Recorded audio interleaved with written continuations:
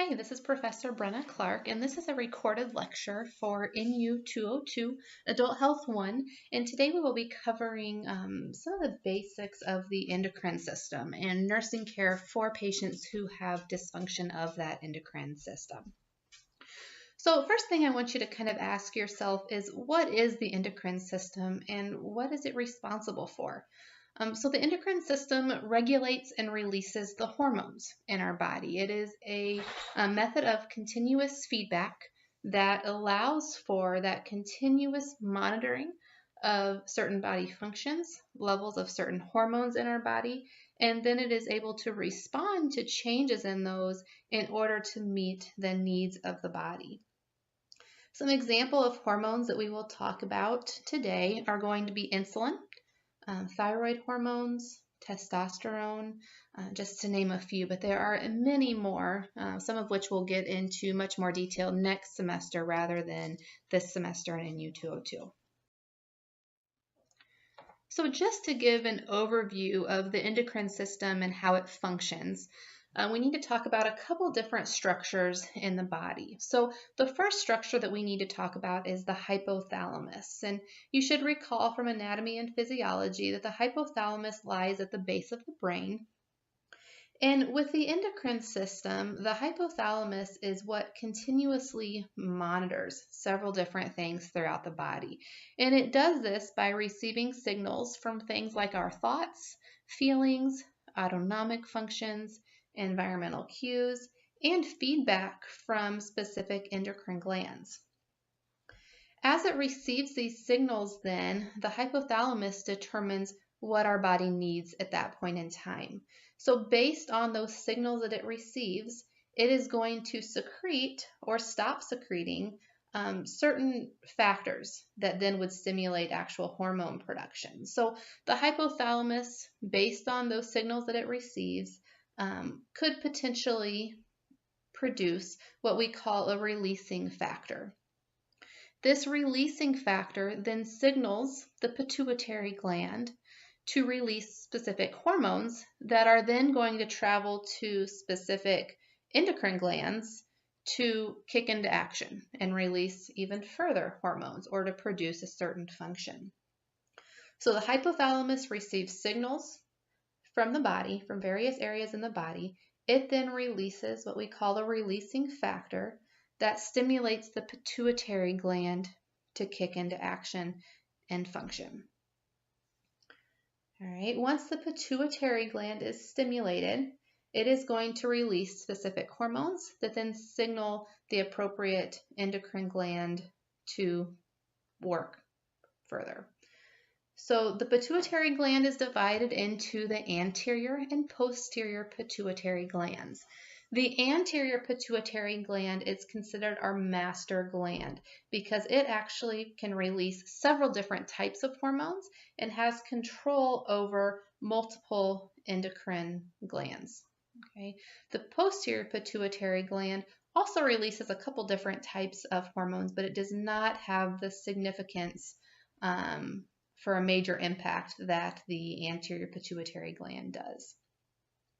So the posterior pituitary gland then releases some important hormones, but again, not to the extreme of control that the anterior pituitary has.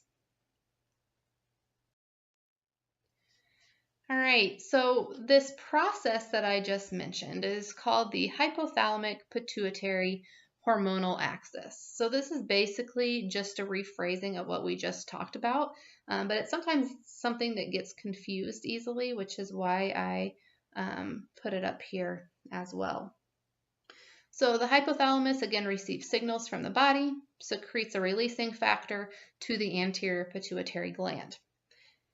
Depending on that releasing factor that the hypothalamus gave off, the anterior pituitary is going to respond to that specific factor and then release an appropriate tropic hormone.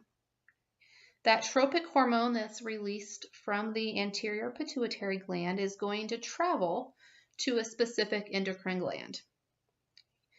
It is that tropic hormone that signals that endocrine gland then to release the appropriate hormone. So it's all a process. It begins with the hypothalamus, travels to the anterior pituitary gland, and then to that targeted endocrine gland to release the appropriate hormone that will actually have the impact on the body. Once the endocrine gland receives that tropic hormone, it is stimulated again to release that appropriate hormone to go to the target organ and trigger the appropriate response. Something that is important to note is that some endocrine glands are able to secrete more than one hormone. Okay, and we'll get into that more as we talk about these specifically. This is just a picture used to kind of describe that pathway that we just talked about. So you'll notice the hypothalamus at the top of the screen there. Again, then signaling the anterior pituitary gland to release what it needs to. Those hormones then travel to whatever organ is the targeted organ there. And then those organs, again, release more hormones or perform a function depending on what was released and what they were stimulated to do. Depending on what happens then from that process, signals are then sent back around in a continuing loop back to the hypothalamus for the hypothalamus to then determine, okay, do we have enough of this hormone now? Do we need more? And then it continues from there, depending on that feedback that it receives. So once the pituitary gland stimulates the endocrine gland to release a specific hormone, it is again able to sense the hormone level in the bloodstream. So not only does the hypothalamus continuously monitor that, but the anterior pituitary is also able to sense those levels of hormone in order to help determine what the best next step is. So if it determines that there is just enough hormone or maybe too much hormone, so maybe we've over-responded now and there's too much, it is going to stop releasing that tropic hormone, okay, so that we can work on just leveling out those levels. If there are low levels of that hormone, then it's going to release more in order to get those levels up to where we need them to be. So it's a continuous feedback system. So the problem occurs then, and this is what we're concerned with, when we see a problem in individuals, it's when we either have too much or too little hormone being secreted. Or we could have resistance occurring. So maybe the hormone is being secreted, but now the organs aren't responding to that hormone as they should be normally. Okay, so we either have too much hormone, too little hormone being produced and secreted, or we have resistance to those hormones, meaning that the organs aren't responding as they should. So we can have dysfunction of the endocrine system at several different places. We could have the hypothalamus not responding as it should, or maybe not able to receive that feedback or monitor that feedback as it should. We can have issues with the anterior pituitary gland. So maybe the hypothalamus is working as it should and sending those signals to the pituitary gland, but we have pituitary dysfunction, so now it's not able to respond as it should. Or we can have those other endocrine glands not functioning as they should be. So let's say it is the pancreas we're talking about. That's an endocrine gland. If the pancreas isn't responding to those signals from the pituitary gland, then we can have that potential for things like diabetes, okay, lack of insulin production. So again, this dysfunction can happen at several different areas. Depending on what the cause of dysfunction is going to determine how we treat that dysfunction. So what we're going to be focused on today is going to be what types of dysfunction we can see, what signs and symptoms of dysfunction we may observe, and then what are we going to do about it? What are our priorities as nurses in caring for these individuals with endocrine dysfunction?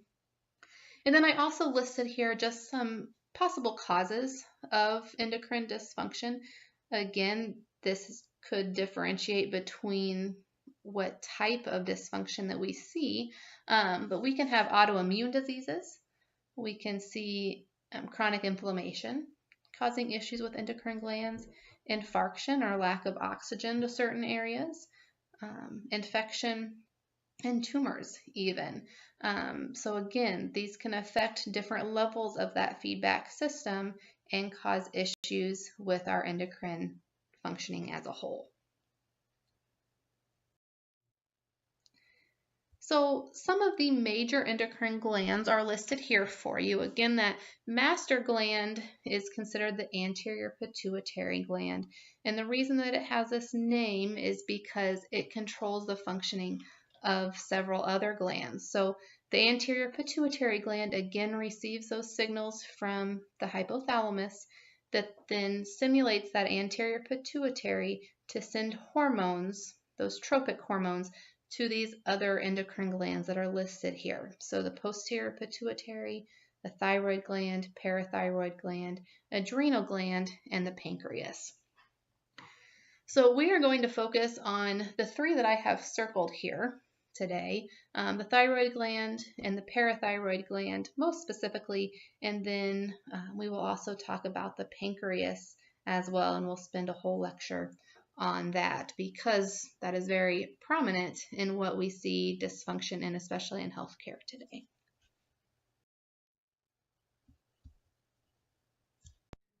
So as I mentioned before, the endocrine system can actually support and cause changes in all of our body systems. So when we talk about assessing a patient whom we are concerned with endocrine dysfunction, and there are several different types of questions that we want to ask them, several different body systems that we want to ask them about. So this list here of some inquiries that we would want to check on is pretty cumbersome. It includes a lot of different things just to kind of help you understand what an impact the endocrine system can have on an individual, especially if it's not functioning as it should. So things that we would want to ask about would be changes in energy levels, body weight, appetite, nutritional status, GI issues, mood or cognition, sexual function, physical characteristics. And so each of these are assessing a different endocrine gland, or a few of them are assessing the same endocrine gland, but we would want to look at these in a big picture way so that we could start identifying if there were any abnormalities occurring. All right, so the first endocrine gland we are going to talk about is the thyroid gland. This is a gland that controls many different body functions, and it is one that if it is not working as it normally would, it can have a negative impact on many different body systems. So it's one that we spend quite a bit of time discussing. It is also a pretty common type of endocrine dysfunction. So I'm sure as you've noticed in clinical, we see lots of patients that have hypothyroidism and things like that and are being treated for that. So it's one that we do talk quite a bit about. So when the hypothalamus is doing that continuous monitoring of the levels of hormones in our body, if it recognizes that our body needs more cardiovascular support or more oxygen or more nutrients, it is going to stimulate the anterior pituitary gland to release what we call thyroid stimulating hormone. Once this TSH is released from the anterior pituitary gland, it is going to stimulate the thyroid gland to release T4, which is one of the thyroid hormones.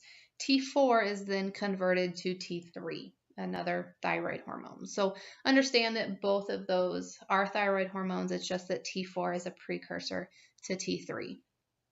Calcitonin is another hormone released by the thyroid gland that we will talk more about next semester, but this helps with the regulation of calcium levels in the serum as well. All right, so once the thyroid gland releases T3 and T4, it is going to play a part significantly in energy metabolism, meaning that it is stimulated when we need energy, and it encourages or stimulates the breakdown of nutrients and use of those nutrients in order to produce energy. So basically, it increases the metabolic rate in order to meet our energy needs. In that same sense, it also encourages or stimulates that growth and development of an individual as well. It also plays a part in cardiovascular function and oxygen consumption. So again, like I said before, if that hypothalamus senses that we need cardiovascular support or we need more oxygen based on what our body is going through, it can release or signal the release of T3 and T4 to help increase that cardiovascular function. So it may do that by increasing the heart rate, increasing our respiratory rate in order to get those supporting mechanisms into play. It also plays a role in temperature regulation. So when the thyroid gland is stimulated to release T3 and T4, this could potentially increase the temperature when needed. So as I said before, with the stimulation of this, we are going to see the regulation of many different body systems. So again, if you think about the normal thyroid functioning, okay, when the thyroid gland is working as it should, it helps to break down nutrients, increase cardiovascular support, increase oxygen consumption, all of those things in order to maintain that normal body function. So if you understand that, then you should be able to start thinking about, okay, what's going to happen if we have too much of those thyroid hormones being released or not enough of those hormones being released, which is what we're going to talk about next. All right, so we're going to start with hyperthyroidism, which when we're talking about hyper versus hypothyroidism, hyperthyroidism is the less common of the two, but we do still see it.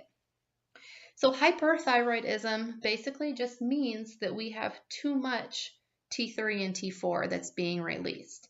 But there are a couple different reasons, or several different reasons, that we can see this increase in T3 and T4 being released. Remember that earlier I mentioned that endocrine dysfunction can result from dysfunction of the hypothalamus or of the anterior pituitary gland, or in this case, it can also be from dysfunction of the thyroid gland as well. But regardless of the cause, what we see as the end result is too much of those hormones, T3 and T4, being released. Okay, so this could again come from too much TSH being released from the anterior pituitary gland that then stimulates too much T3 and T4 to be released by the thyroid gland. Or maybe the thyroid gland is acting more independent in releasing that excess T3 and T4 on its own. So the most common cause of hyperthyroidism is Graves' disease. So when you think Graves' disease, think hyperthyroidism. That is something that you need to memorize. Graves' disease is an autoimmune disease that attacks the anterior pituitary gland. So with autoimmune diseases, you'll recall that this means that the immune system is incorrectly attacking a part of our body. And in this case, the immune system is developing antibodies that then attack the anterior pituitary gland. And the portion of the anterior pituitary gland that is attacked in Graves' disease causes that anterior pituitary to secrete too much thyroid stimulating hormone, or TSH. As the anterior pituitary gland secretes too much of that TSH, that's then going to cause the thyroid gland to secrete too much T3 and T4.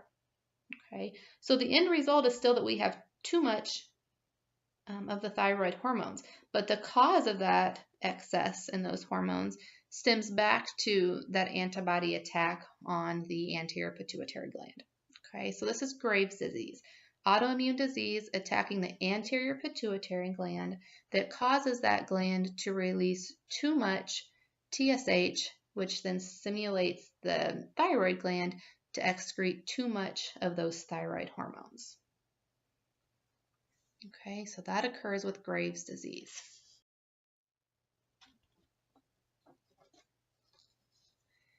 When we are assessing someone for hyperthyroidism, there are two types of hyperthyroidism that we look for.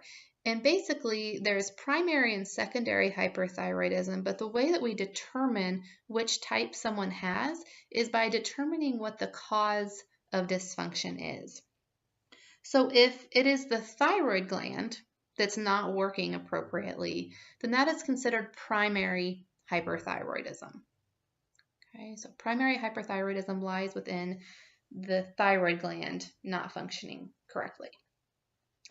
So with primary hyperthyroidism, where the thyroid gland is not working as it should, we are going to see normal or decreased levels of thyroid stimulating hormone.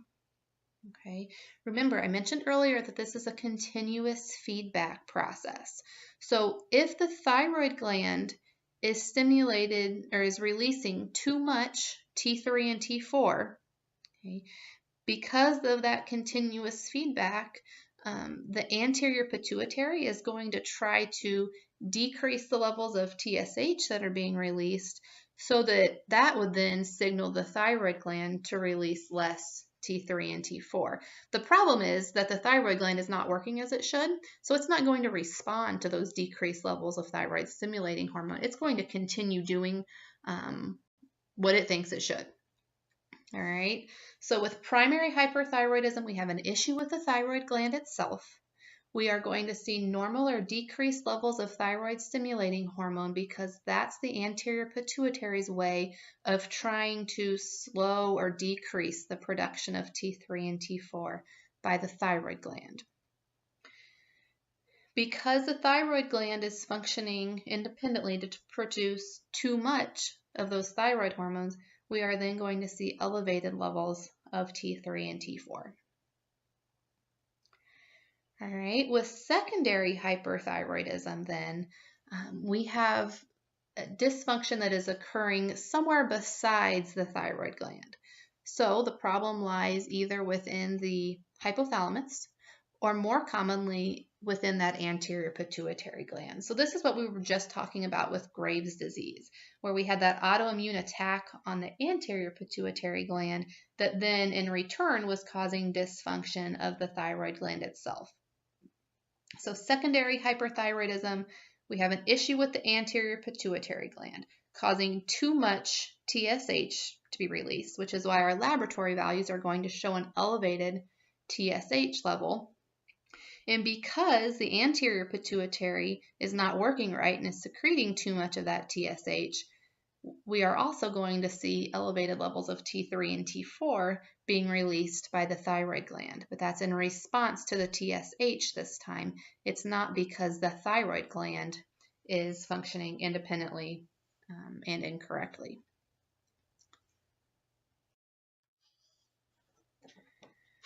All right, so I mentioned earlier some of the different functions that the thyroid gland has whenever it is working as it should. So it plays a major role in metabolism, breakdown of nutrients, production of energy. It plays a role in temperature regulation. It helps with cardiovascular and oxygenation maintenance. So whenever we have too much of those hormones being released into the bloodstream, we are going to see adverse effects in those same areas where the thyroid gland would normally control. So to start off, we're going to talk about metabolism. When we have too much of those hormones being released that would normally regulate metabolism, this is going to cause metabolism to speed up significantly. So basically, the rate at which we break down those nutrients is going to go way too fast. And now we're going to break down and get rid of those nutrients so fast that we aren't going to be able to use them adequately. So because of this increased metabolic rate, we are going to see individuals that have an increased appetite because we're breaking down those food and nutrients so fast that we can't use them adequately. So the body feels like it just needs to continue bringing those nutrients in. We are going to see weight loss because, again, we are breaking down and getting rid of those nutrients so quickly, and our energy levels are so high as a result of that, that we just aren't able to maintain that weight. We will also see diarrhea or changes in bowels as well, again, because those nutrients are just being excreted from our body so quickly after they're broken down. All right, so these are some classic signs of hyperthyroidism. We are also going to see impaired temperature regulation. So normally when the thyroid gland would release T3 and T4, that is going to help raise the temperature to maintain a normal temperature. But now that we have too much thyroid hormones being released, we are going to see the temperature rise more than it should. So this causes heat intolerance, meaning that Individuals get hot very easily, even if the environment isn't hot, or with any type of physical activity, they can overheat very easily. So you can see that in this picture over here. The patient's face is flushed. He's holding that fan up. He's sweating profusely. Okay, those are signs of that heat intolerance that can come as a result of impaired temperature regulation. In response to the increased metabolism and the increased energy production, we are going to see some cardiovascular changes, and these can be very concerning for an individual with hyperthyroidism because in response to those hormones being released, our body is going to increase the heart rate. So we are going to observe tachycardia, and potentially tachycardia to the extreme where we could even see some irregular heartbeats or arrhythmias that are occurring as a result. So we can see someone go into atrial fibrillation or even go into cardiac arrest if this would be sustained over a long period of time. So it's something that we are very concerned with, but it's again, everything in the body, all of these major processes are being increased because the thyroid gland is releasing these hormones, making the body think that it needs to sustain these higher levels of metabolism and these higher heart rates in order to sustain life. We will also see increased systolic blood pressure as a result as well. Some other kind of classic signs of hyperthyroidism that go along with it. One is going to be exophthalmos, and this is actual bulging of the eyeballs. So you can see that in this picture over to the right-hand side. This is more common with Graves' disease, and it occurs because we actually have an autoimmune attack of the tissues behind the eye. And as that attack occurs, we see inflammation occurring there that then causes a buildup of pressure behind the eyes, and it causes those eyes to bulge. We may also see fine, straight hair. This has to do with, again, the nutrients, not getting the nutrients or not being able to use the nutrients needed to support that hair growth. We may see an enlarged thyroid as a response to this overfunctioning, and then just feelings of anxiousness and not being able to sit still. Again, when T3 and T4 are being produced in excess, that is producing a ton of energy for the individual. So, constant movement, just feeling like they always constantly need to be doing something, being very anxious is going to be another classic sign of hyperthyroidism. So as you think about these signs and symptoms, again, think about what the thyroid gland normally does, and then think about what you are going to see in an individual when that is occurring to the extreme. Also be thinking about, as you look through these symptoms, what nursing measures are going to be important. Obviously, cardiovascular maintenance, oxygenation maintenance is going to be the top of our list of things that we are going to be assessing and focused on as we care for these individuals. So just thinking about that in regards to your nursing care as well, and we'll talk a little bit more about that.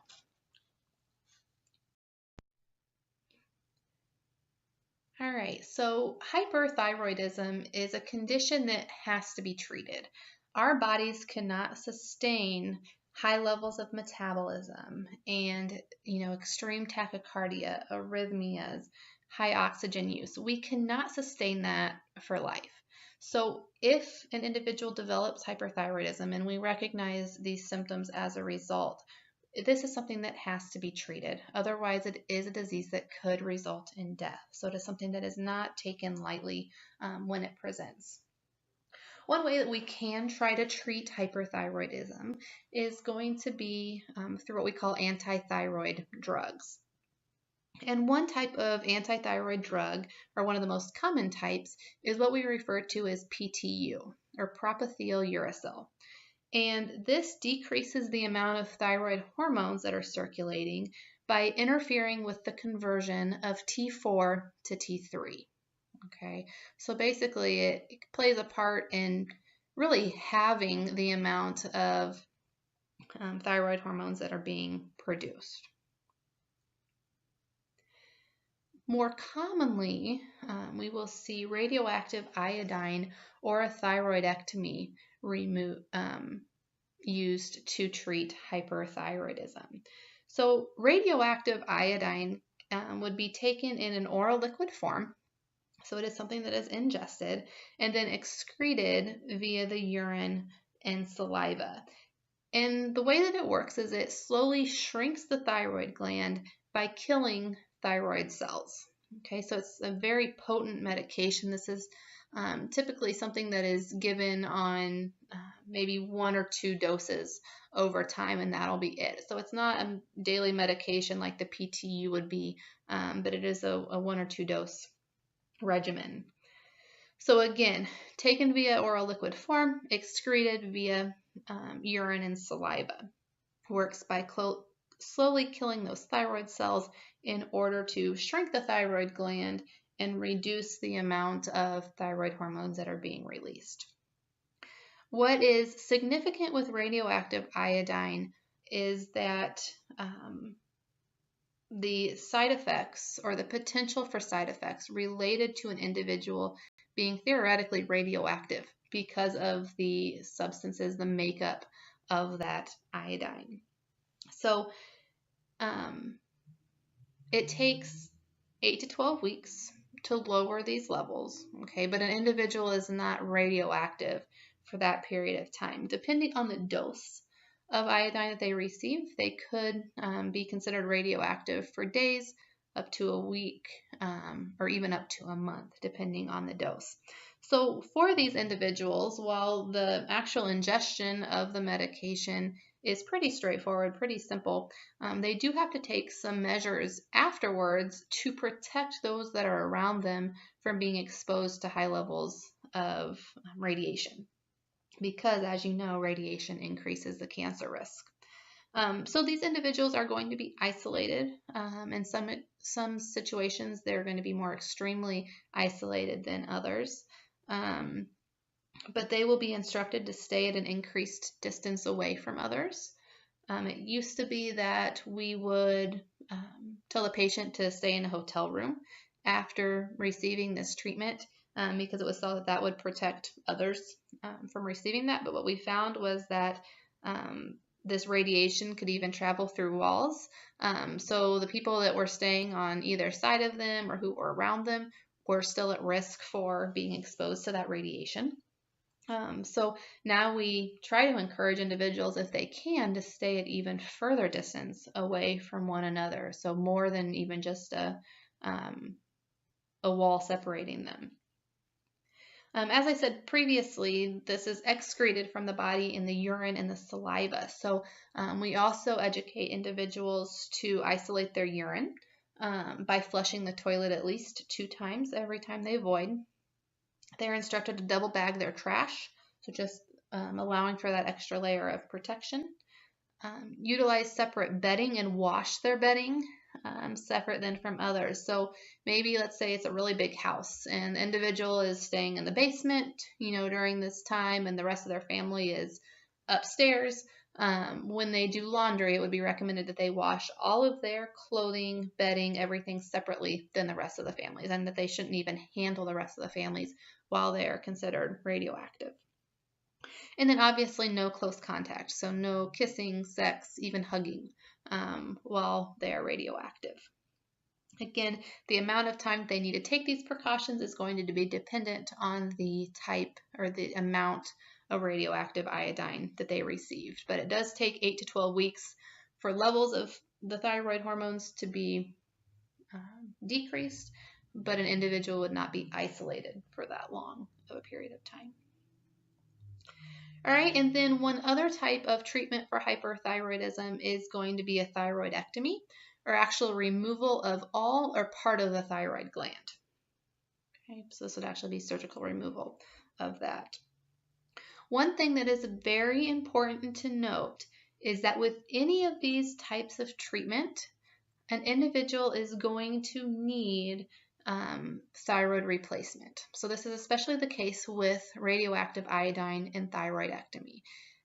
As you think back to the functions of the thyroid gland, If we were to take away or kill off the thyroid gland completely, we would not be able to sustain any of those functions. So if we remove all of the thyroid gland and now have no T3 and T4 being produced, we're going to lose our ability to metabolize and produce energy. We're going to lose our ability to maintain cardiovascular function, oxygen consumption. So even though we are taking away the thyroid gland, which was the source of the problem, now we are going to have to replace those thyroid hormones. This is something that is done over time after the removal or after the killing off of those thyroid cells, because it is very difficult and it's very precise treatment that allows us to get an exact replacement of those cells or of those hormone levels afterwards. Okay, so just keep that in mind. Remember that, please, that even though we want lower levels of the thyroid hormone, we still have to have the hormones to a normal extent, so we will have to replace that.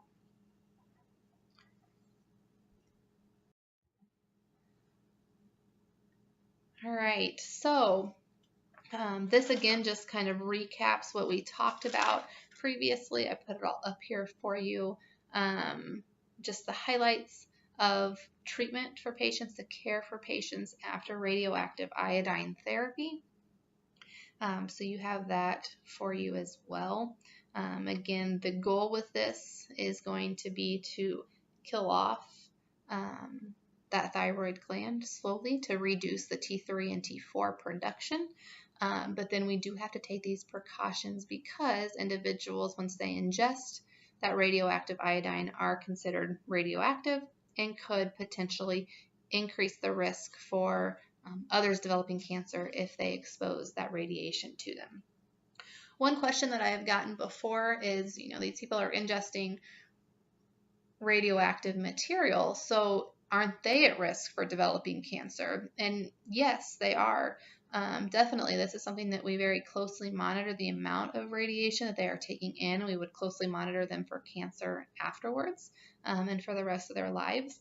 But as I mentioned before, if the thyroid levels remain as high as they are, the concern is still life or death because of that cardiac functioning and really everything that's functioning, way too quick or too intensely. So we have to look at the benefits versus the risks with this. And in some situations, it is going to be less risky to expose someone to radioactive iodine than it is to allow this hyperthyroidism to continue. Some individuals may not be able to tolerate the PTU or tolerate thyroid removal. So it's again looking at the big picture, determining what's best for the patient, and then making a plan from there. So like I said before, hyperthyroidism is something that we have to treat. So we aren't very often going to see patients in the hospital setting that have untreated hyperthyroidism, but we can care for patients in the hospital who have had treatment for thyroid issues for hyperthyroidism that now we are treating them post-operatively. So for a patient who has just had a thyroidectomy, there are several complications that we need to be aware of and think about what our priorities would be when assessing those patients and also when caring for those patients post-operatively. First thing we need to think about with the thyroid gland is where it's located. So the thyroid gland is that butterfly-shaped gland that's on the anterior side of the trachea. So it's on the front of the neck region. And so when we think about going in and surgically removing the thyroid gland, we need to think about what some of those effects could be on the body or what some of those complications would be. The first two that are listed here are not only the most common complications after a thyroidectomy, but are also the two of the three that are life-threatening complications after a thyroidectomy. So when we go in and remove that thyroid gland, anytime we surgically interrupt tissue, there is that risk for or that expectation that there is going to be some edema and some swelling as a result of that inflammatory process that occurs.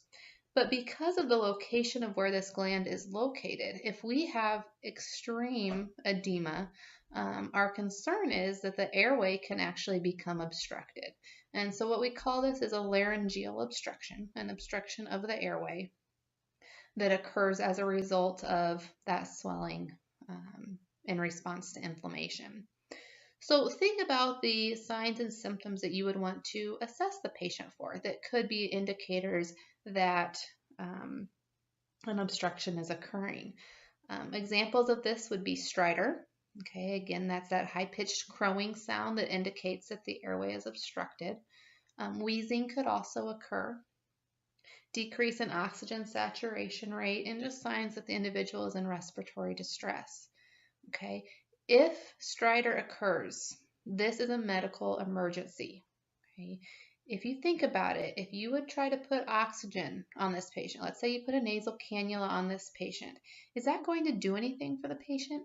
No, because the airway is obstructed. So just because we're putting oxygen on them, where is that oxygen going to go if the airway is obstructed? It's not going to get to the lungs. So this is one of those situations where you would need to call a rapid response. Okay, we need to get help there fast. This patient needs intubated to get that airway back open.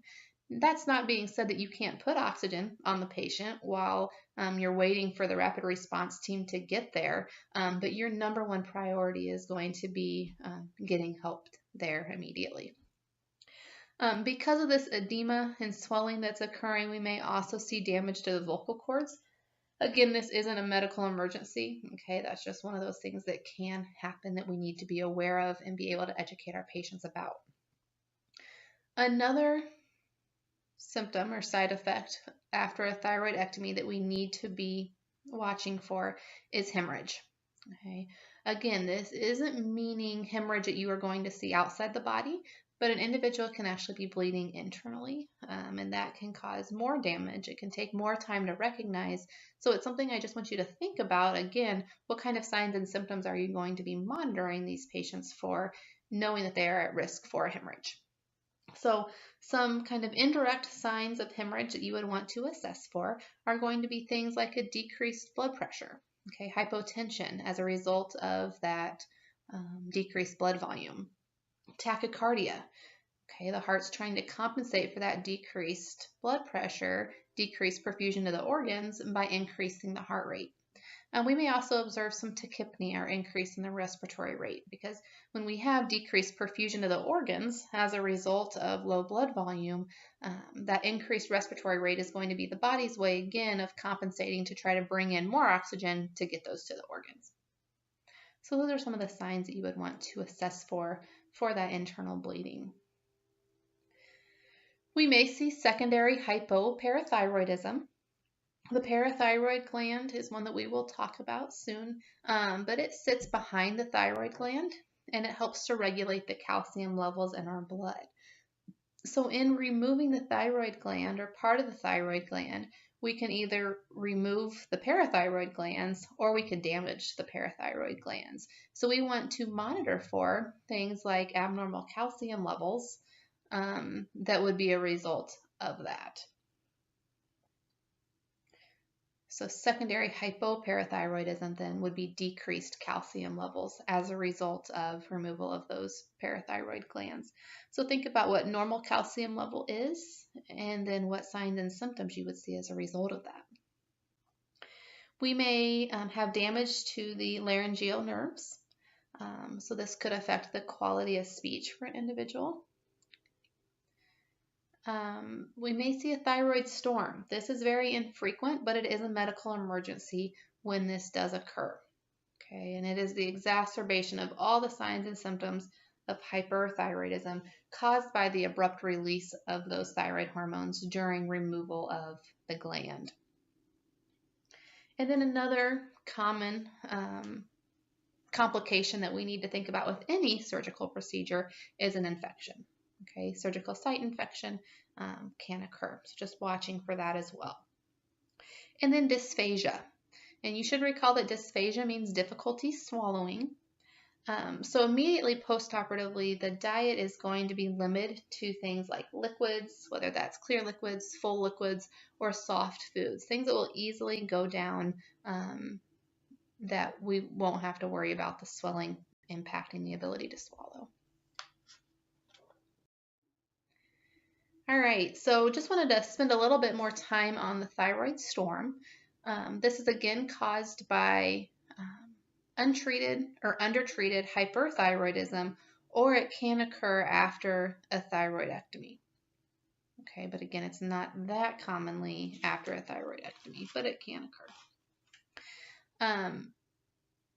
It can also be caused by an infection related to the hyperthyroidism or trauma or stress to the body. Again, a thyroid storm just means that we have an abrupt onset of significant hyperthyroidism symptoms. So basically, those thyroid hormones, T3 and T4, are being released into the bloodstream at very high levels. And so that causes a significant increase in the metabolic rate, in the cardiovascular functioning, in the oxygen consumption. So everything speeds up and everything jumps up. So we're going to see a high heart rate, tachycardia. We're going to see tachypnea, fever, profuse diaphoresis, very quick breakdown of those nutrients, metabolism of those nutrients.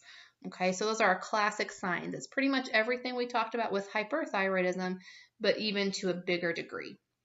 Okay, so again, lots of things that this can be caused by. I'm not going to ask you to list out, the causes of a thyroid storm, but I do want you to understand when you hear the term thyroid storm, what it means, what you would expect to see as a result. Treatment for this is going to be stabilization of the individual. Okay, our first kind of line of treatment is just going to be to try to calm the patient, maintain a quiet, stress-free environment. Okay, so doing all those supportive things that we can to slow things down, calm things down. And they will also use anti-thyroid treatment like PTU, radioactive iodine, or thyroidectomy. Okay, so same treatment as hyperthyroidism. It is going to depend on what's going on with the individual as a whole, what causes thyroid storm. We're going to be trying to treat all of the causes to get to that best end result for the individual. All right, so moving on to hypothyroidism then. Now we have low levels of T3 and T4. We can again see low levels of T3 and T4, hypothyroidism, for a couple different reasons. We could have dysfunction of the thyroid gland specifically, or we could again have decreased functioning of the anterior pituitary. So there are multiple causes. The most common cause is chronic thyroiditis, or what we call Hashimoto's thyroiditis. This is the autoimmune attack of the thyroid gland this time. And when we have this autoimmune attack of the thyroid gland, this causes chronic inflammation, and that chronic inflammation leads to a decreased functioning of the thyroid gland. Okay, so earlier we talked about how chronic inflammation and autoimmune dysfunction can cause an attack to the anterior pituitary, causing high levels of T3 and T4 to be released. Now we are talking about Hashimoto's thyroiditis, which is inflammation of the thyroid gland caused by an autoimmune attack that leads to decreased functioning and therefore decreased production of T3 and T4. We again are going to talk about laboratory values with hypothyroidism. This will be split into primary hypothyroidism and secondary hypothyroidism. Primary is the most common, okay? And just as when we talked about hyperthyroidism, with primary hypothyroidism, we have a problem with the thyroid gland. Okay, so that Hashimoto's thyroiditis that we were just talking about would be primary hypothyroidism because that's an attack of the thyroid gland. With this, we are going to see elevated levels of thyroid stimulating hormone, okay, because remember that is released by the anterior pituitary gland. So the body is going to be sensing that there are decreased levels of T3 and T4 because the thyroid gland is not working as it should. And so the anterior pituitary is going to try to stimulate more T3 and T4 to be produced by increasing the amount of TSH released by the anterior pituitary. However, because the thyroid gland isn't working as it should, this is going to not change anything as far as T3 and T4, and we're still going to see reduced levels of that being produced. All right, then we see secondary hypothyroidism, and this is when we have the problem with the anterior pituitary gland again. So because of that issue with the anterior pituitary gland, we're going to see not enough TSH being released by that gland, which then causes not enough T3 and T4 being released.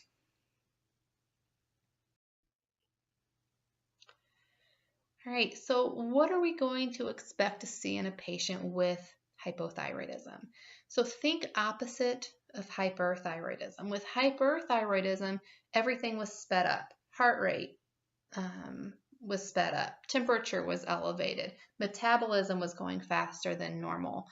Oxygen consumption was greater than normal. Now everything's the opposite of that. So where we saw weight loss with hyperthyroidism, because we were breaking things down and using them so quickly, we are going to see weight gain with hypothyroidism because now everything's slowed down. Okay, metabolism is much less. We are also going to see constipation because GI motility, that peristalsis of the GI tract, is going to be slowed down. Everything's going to move through the GI tract more slowly. We are going to see an intolerance to cold. Okay, so individuals will get cold very easily. We will also potentially see a decrease in temperature. We may observe some voice changes, so the voice may become deeper or more hoarse. The individual may be lethargic or very drowsy, difficult to arouse. We may see hair loss and brittle nails. And something that's not up there, actually it is up there, is a decrease in heart rate, so the bradycardia, and then also hypotension. So everything's the opposite. Everything is slowed here. All right, and then something else that we can see is what we call myxedema. And this occurs from long-standing and severe deficiencies in those thyroid hormones. Okay. It is a term that is used to describe some of the changes that occur to facial features and other changes that we see, such as that dry and coarse hair and skin, thin eyebrows, periorbital edema, and a puffy face. Okay, so myxedema describes these signs and symptoms that we can see as a result of hypothyroidism. Something else that we can see develop is myxedema coma. Okay, so again, myxedema is always going to mean hypothyroidism. When we talk about myxedema on its own, we are talking about some of those changes that occur to the facial features. When we talk about a myxedema coma, this is actual decompensated hypothyroidism, meaning that the symptoms of hypothyroidism are to an extreme. So we have severe lethargy, or it can even progress into a coma. We have significant bradycardia, hypotension, intolerance to cold. Okay, so it's the symptoms of hypothyroidism, but to a much more significant extreme. And this typically is brought on by stressful events or injury. Okay, so again, this just kind of outlines that myxedema coma, an effect of that long-standing or severe hypothyroidism that's brought on by that stressful event or injury. So everything is slowed down, but to even a greater extreme than just with normal hypothyroidism.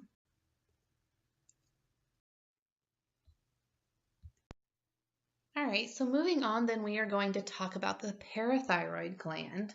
Again, the parathyroid gland lies on the posterior side of the thyroid gland, and it is responsible for maintaining normal calcium levels in the blood.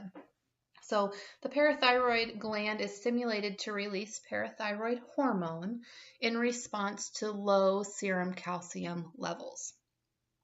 When parathyroid hormone is released, it promotes calcium reabsorption into the bloodstream by the kidneys, and it pulls calcium out of the bones in order to increase calcium levels in the blood. Okay, so when it's released in response to low calcium levels, it causes the kidneys to keep calcium instead of excreting it, and it also pulls calcium out of the bones. Okay, the goal of this PTH being released is to increase serum calcium levels. PTH also promotes vitamin D production and activation by the kidney as well.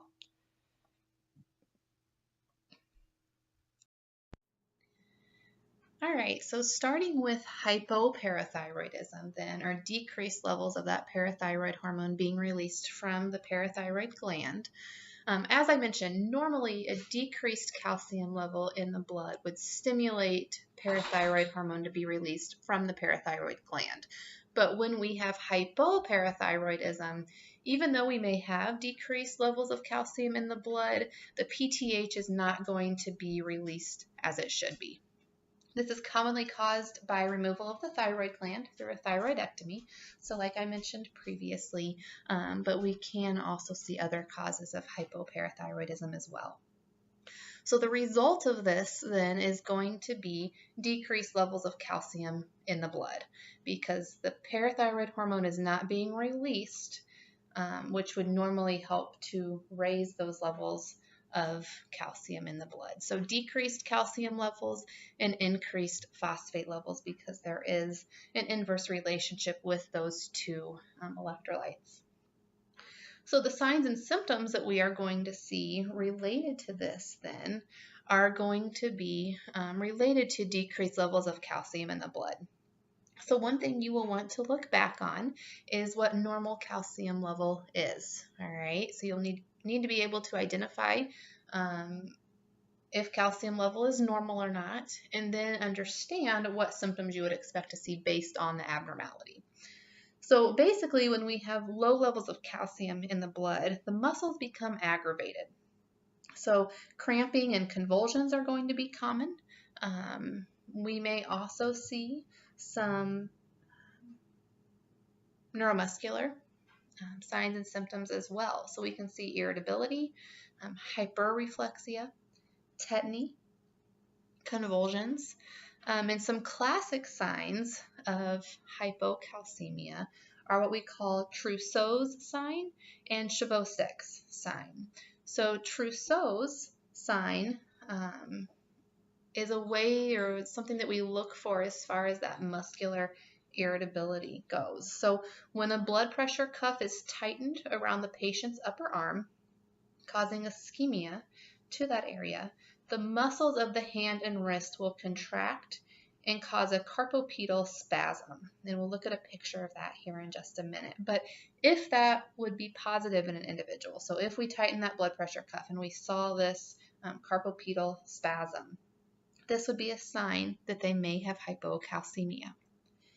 Chvostek's sign then occurs whenever we are tapping on the face over the area of the facial nerve, so in the cheek area, and the facial muscles begin to twitch as a result of that. So both of these signs and symptoms then indicate that there are some abnormal calcium levels and some muscle irritability and tetany as a result of that. Okay, so here's a picture of a positive Trousseau's sign. You can see the hand and wrist are flexed. In Chvostek's sign, you can see the contraction of the muscles on that cheek as a result of tapping over that facial nerve.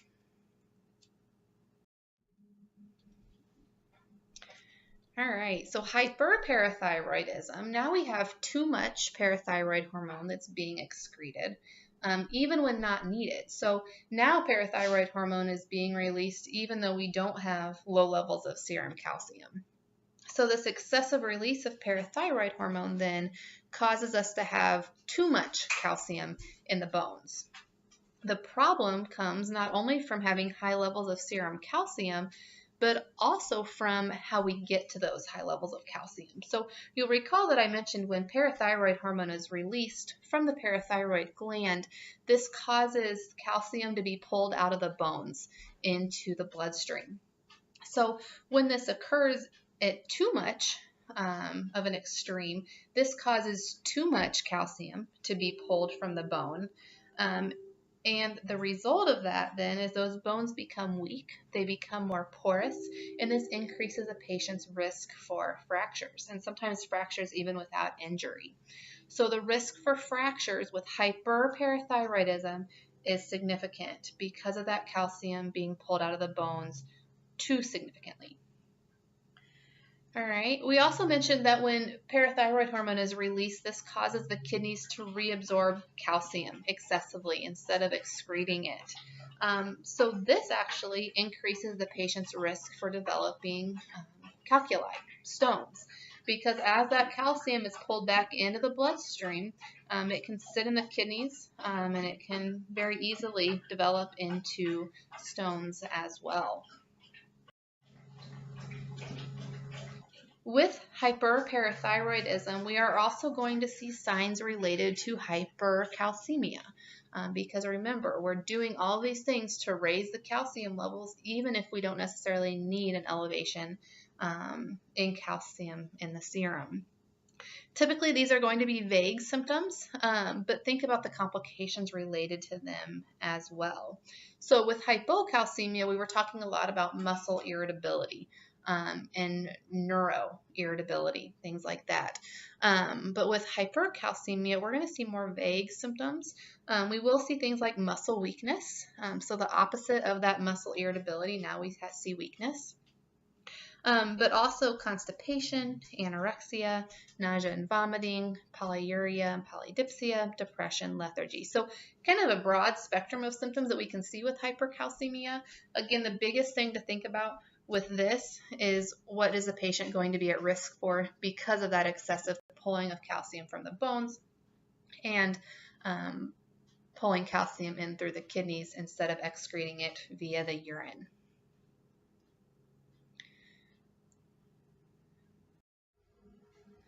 All right, so treatment of hyperparathyroidism and hypoparathyroidism. With hyperparathyroidism, we're going to remove that parathyroid gland. That is going to be the best treatment for this. We again will look to see how significantly the dysfunction is affecting the individual. So it may be that the individual has some hyperparathyroidism, but that the symptoms are not significant as far as high levels of calcium goes in the serum, or maybe it's not too significantly elevated. So we're going to watch the patient, see how it's impacting them, but most likely we will remove that parathyroid gland. And then with hypoparathyroidism, we are going to replace that calcium. Okay. We also may need vitamin D supplements just to help with that reabsorption of calcium in the GI tract as well.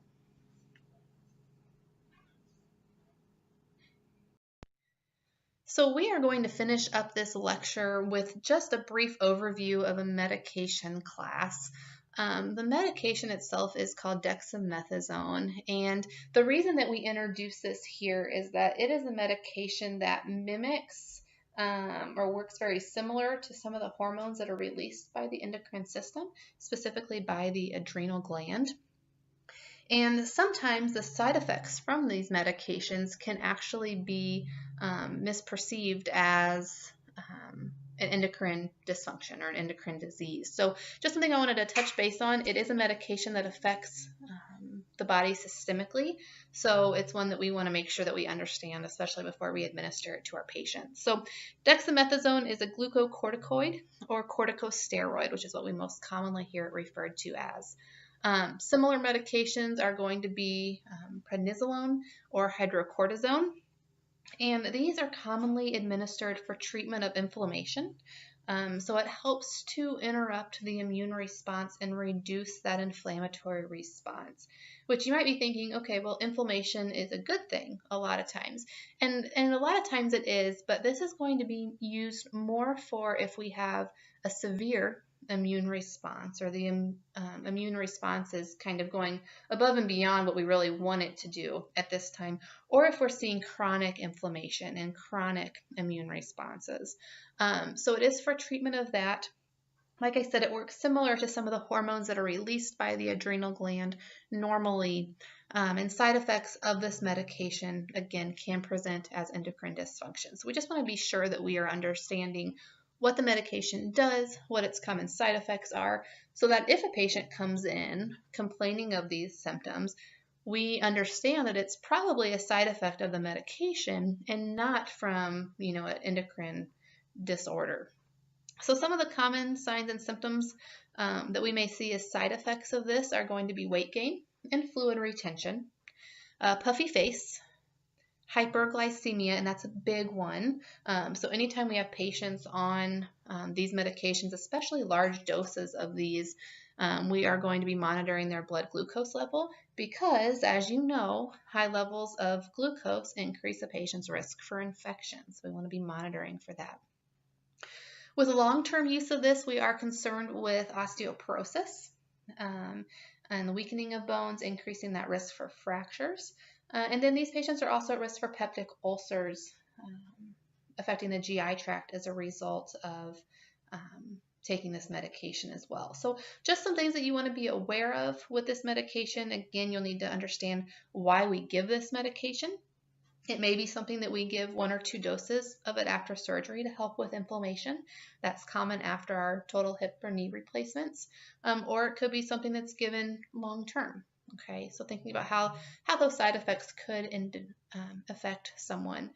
One side note with these medications, these are medications that we never want to stop abruptly on a patient, especially if they've been taking it for a long period of time. So this is something that we would slowly taper over time because if we stop the medication abruptly, we have been interrupting that immune response. So if we stop the medication, that immune response can come back full force and in overdrive. So it can really cause some issues in response to that. So just keep that in mind as well. And that concludes the part 1 of the endocrine system lectures.